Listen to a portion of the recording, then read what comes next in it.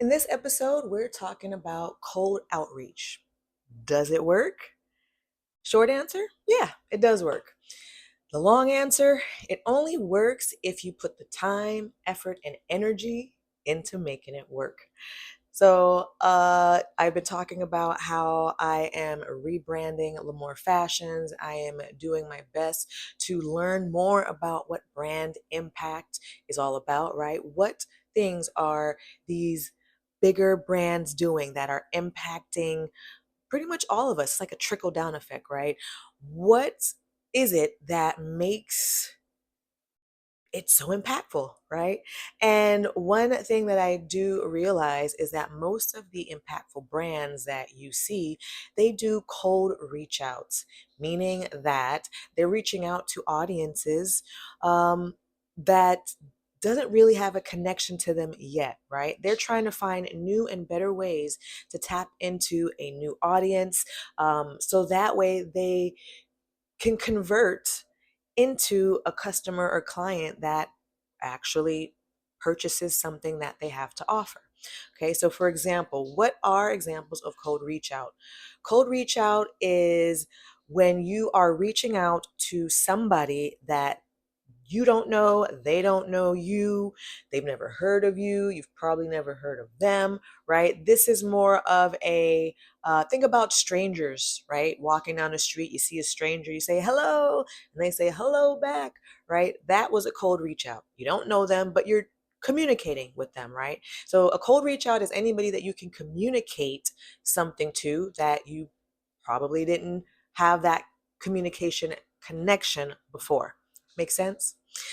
There's also warm reach outs, which are to an audience that has heard about you, but might not have purchased from you before. So they, might, for example, for me, for LaMorvielle Fashions, there might be people who have watched some of my LaMorvielle Fashions YouTube videos, but they've never purchased from me. They don't know anything else other than what they've seen on that platform. So that is a warm reach out, because if you have these people who kind of have an idea of what you have to offer or what your business is, it makes it a little easier when you do send out an offer.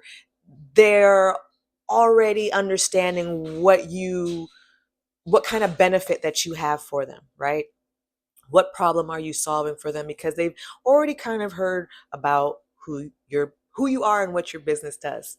When it comes to cold reach out, again, these are complete strangers, so the effort is a little bit more. You have to do a little bit more to almost gain their trust, so that you can have a engaging conversation and hopefully convert them into paying customers or clients, right? So when doing cold reach out, right? The thing about the conversion, meaning when I say conversion, you're reaching out to somebody and your goal is to hopefully convert them into somebody who's paying for your offer, right? You want them to be a paying customer. So a if you if you are reaching out to customers, clients, and you're doing it cold, right? That means you might be sending out email blasts, or you might be doing social media posts, or you might be posting on social media and then reaching out to anybody who comments. There's just a lot of different ways that you can cold reach out. But once you make that connection, it's what you say and what you do in order to convert these audience members, right? Makes sense? So if you're cold reaching out and you say, hey, guess what? For example, I'm LaMorvielle Fashions and I sell beautiful silver plated gemstone jewelry, and I think you would love what I have to offer. If you're interested, drop a comment below, right? And then you see somebody drop a comment, and then what do you do after that? Do you leave them there? You're like, oh, okay, they're interested, and you just leave it alone? Or do you follow up, right?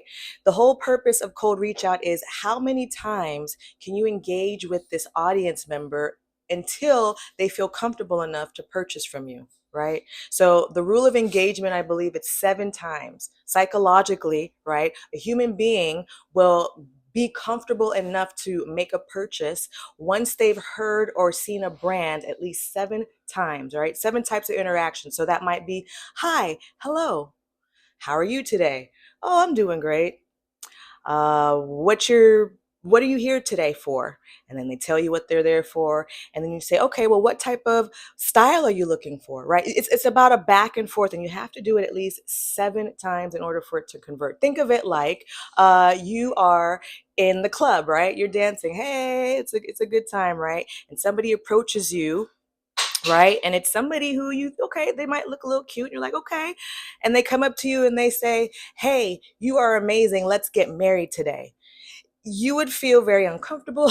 This is not a normal engagement, right? This is not something that just happens. Instead, what usually happens, somebody comes up to you, they say, hello, how are you? You're looking nice tonight. Oh, thank you. Well, where do you stay? Oh, I stay over here. Oh, well, maybe we should have some lunch sometime. See, by the time it gets to the point of this offer that you're making, there should be some type of back and forth.